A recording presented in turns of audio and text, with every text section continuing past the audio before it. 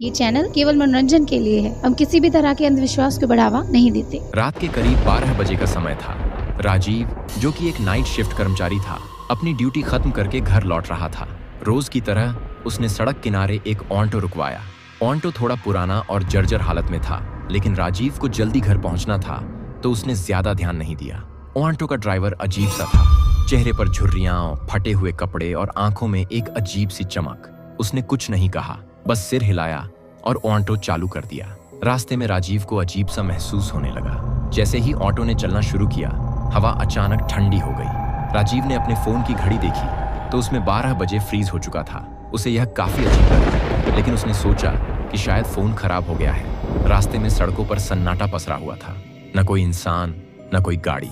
राजीव को यह देखकर घबराहट होने लगी। उसने ड्राइवर से पूछा, भाई साहब, ये कौन सा रास्ता है? ये तो मेरे घर का नहीं लगता। ड्राइवर ने कोई जवाब नहीं दिया। राजीव ने फिर से पूछा, अरे भाई, सुन रहे हो? ड्राइवर ने सिर्फ शीशे में एक नजर डाली। उसकी आंखें अब पहले से ज्यादा अजीब और डरावनी लग रही थी। राजीव के शरीर में ठंडक दौड़ गई। उसने घबराकर बाहर झांका तो उसे सब कुछ धुंधला और अजीब सा दिखाई दिया, जैसे सारा माहौल ही बदल गया हो। कुछ दूर जाने के बाद राजीव को ऑटो के शीशे में कुछ हलचल सी दिखाई दी। उसने ध्यान से देखा तो पाया कि शीशे में कुछ सफेद आकृतियां हैं, जैसे धुंधले से चेहरे। वह चौंक गया और तेजी से शीशे से नजर हटाई। उसने ड्राइवर से कहा, ये क्या हो रहा है? मुझे यहीं उतार दो। ड्राइवर ने कोई जवाब नहीं दिया। ऑटो अब और तेजी से चलने लगा। राजीव ने बाहर कूदने की कोशिश की, लेकिन ऑटो का दरवाजा अंदर से बंद हो गया था। अब उसे एहसास हुआ कि वह बुरी तरह फंस चुका है। उसने चारों ओर देखा, पर कहीं कोई मदद नहीं थी। ऑटो एक सुनसान इलाके में जा पहुंचा, जहां हर तरफ अंधेरा था। कोई लाइट नहीं, कोई सिग्नल नहीं। राजीव के चारों ओर सिर्फ सन्नाटा और अजीब सी आवाजें गूंजने लगीं। अचानक ऑटो रुक गया। राजीव ने देखा कि ऑटो किसी कब्रिस्तान के पास आ चुका था। डर से कांपते हुए राजीव ने फिर से ड्राइवर की तरफ देखा। ड्राइवर का चेहरा अब पूरी तरह से बदल चुका था। उसकी आंखें लाल हो गई थीं और उसका चेहरा किसी इंसान जैसा नहीं रहा। उसने राजीव की ओर धीरे धीरे मुड़कर कहा, अब तुम यहाँ से नहीं जा सकते।